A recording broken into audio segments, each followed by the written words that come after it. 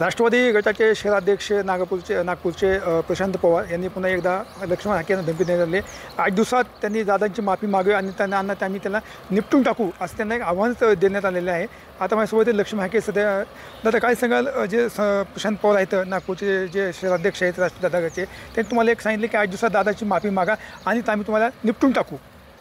त्या पवारला सांगा आणि त्या मिटकरीला बी सांगा, लक्ष्मण हाकेच्या केसाला जरी धक्का लागला तर पश्चिम महाराष्ट्रातला अख्खा धनगर, मराठवाड्यातला महाराष्ट्रातला धनगर या बारामतीत जाऊन काय धिंगाणा घालतील आणि काय खेळ करतील हे विचार म्हणावा अगोदर अजितदादा पवारला, आणि मग मला निपटवून टाकायचा विचार कर म्हणावं। अगोदर अजितदादा पवारचा सल्ला घे म्हणावं आणि मग काय होईल पुढं हे त्यांना कळेल। मग लक्ष्मण हाके गुत्त्यावर बसणार आणि एक दलाल माणूस आहे असं त्यांनी त्याचे वक्तव्य करण्यात आलेलं आहे। मग तुम्ही महादलाल आहे सगळे, एक गरिबाचं पोरगं, एक ओबीसीचं पोरगं, एका धनगराचं मेंढपाळाचं पोरगं, पशुपालकाचं पोरगं फक्त हक्क अधिकारावर बोलतंय, बजेटवर बोलतंय, एवढ्या इंगळ्या असल्या तुम्हाला, म्हणजे तीर सही निशाने पे लगा है और बहुत बाकी है, ये तो झाकी है।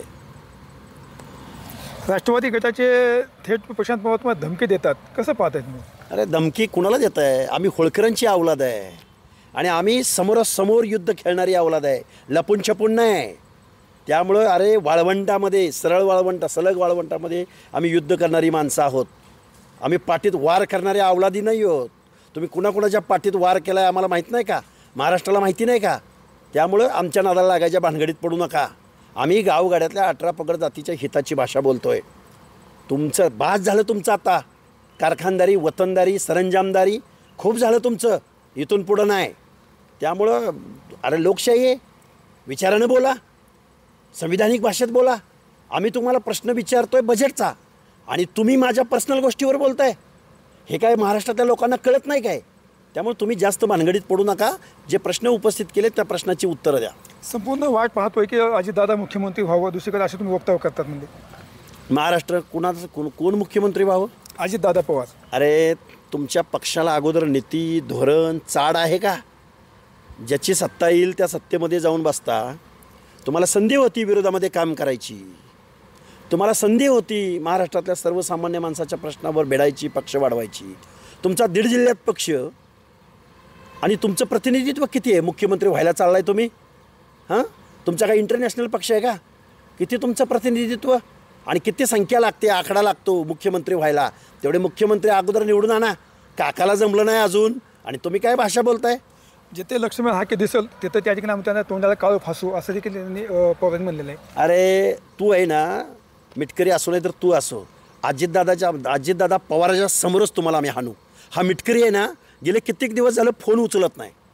आमचे कार्यकर्ते त्याला फक्त विचारणार आहेत, फोन उचलत नाही, हा एकही फोन उचलत नाही। शेकडो कॉल जात आहेत त्याला, अगोदर फोन उचल म्हणून सांगा त्याला। आणि दुसरी गोष्ट, या अमोल मिटकरीच्या गावातली परिसरातली लोकं आम्हाला तिथं बोलवतात।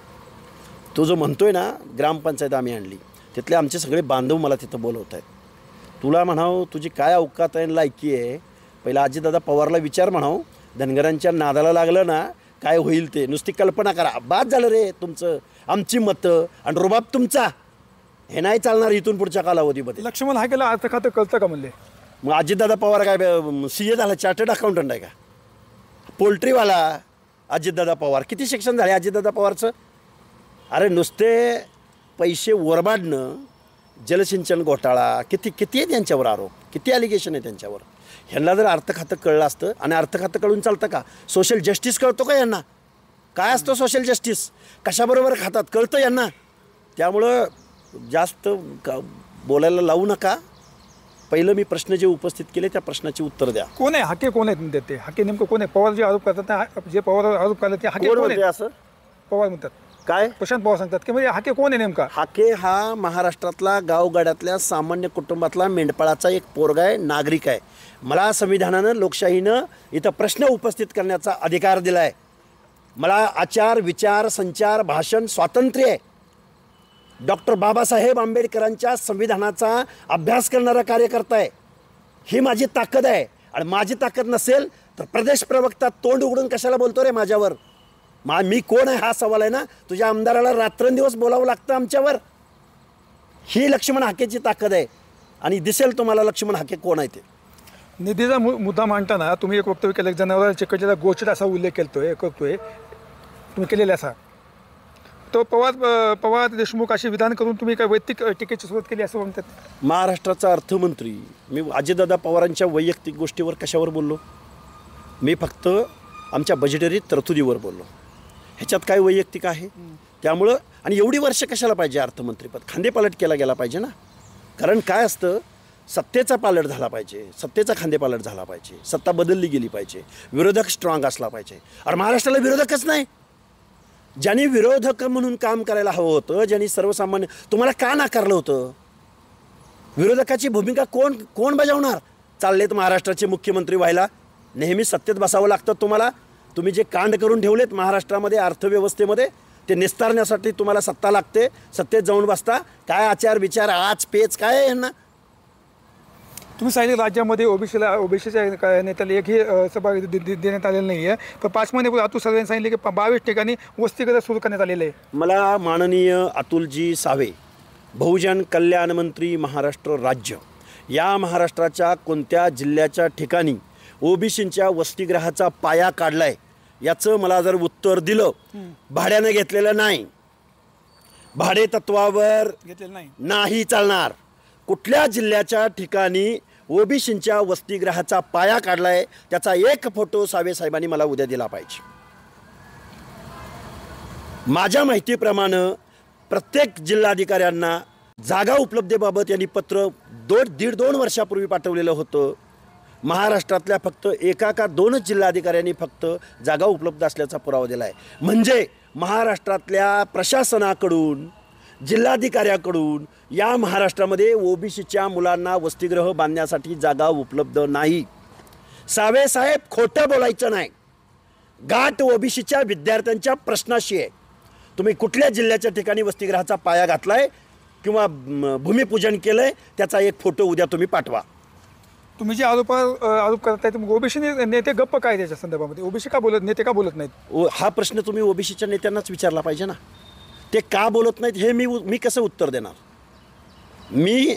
मला जे समजतंय, मला जेवढं समजतंय तेवढं मी या महाराष्ट्रातल्या सरकारसमोर प्रश्न उपस्थित करायचा प्रयत्न करतो.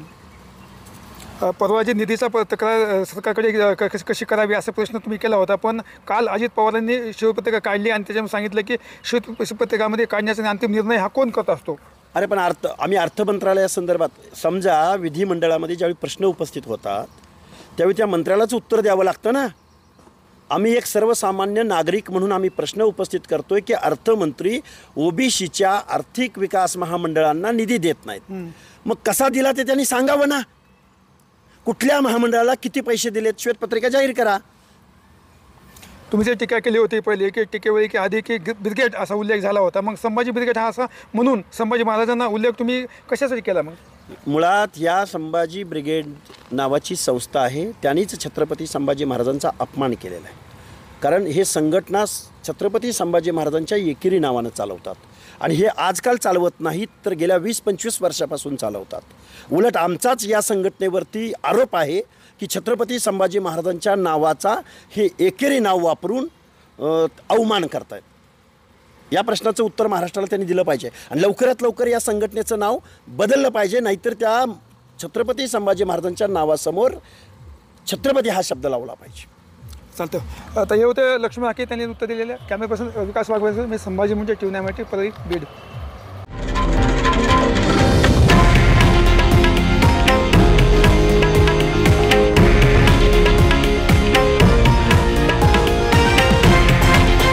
हे आहे देशातील नंबर 1 न्यूज नेटवर्क आणि आपण पाहत आहात TV9 मराठी, एकमेव.